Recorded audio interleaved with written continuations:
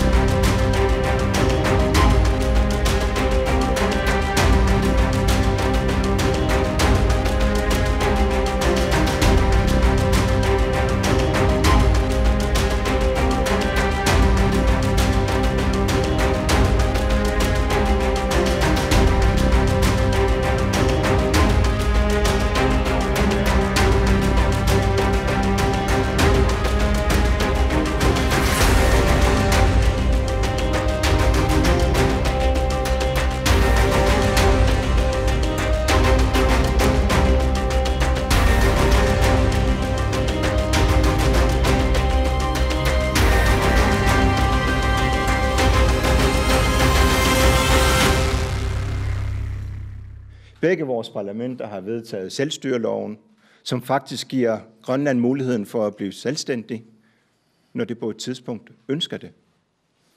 Og ud fra det har vi jo altid arbejdet for hver eneste dag, for at komme tættere på, for det er den proces, som man har ønsket.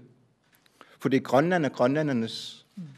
Vi vil ikke være danskere, vi vil ikke være amerikanere, vi vil selvfølgelig være grønlændere.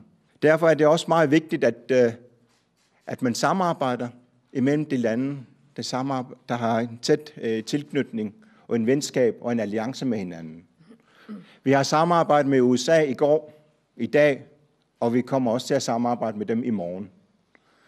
Grønland er en del af den nordamerikanske kontinent, og derfor er den også i henhold til Monroe-doktrinen også et sted, som amerikanerne ser som et af deres del af verden.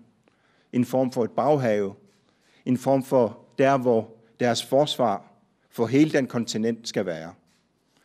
Og derfor har interessen jo altid været der. Og derfor kommer vi også til at samarbejde med den i fremtiden.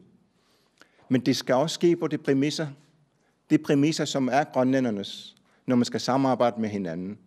Samarbejde handler om dialog. Samarbejde handler om at snakke sammen.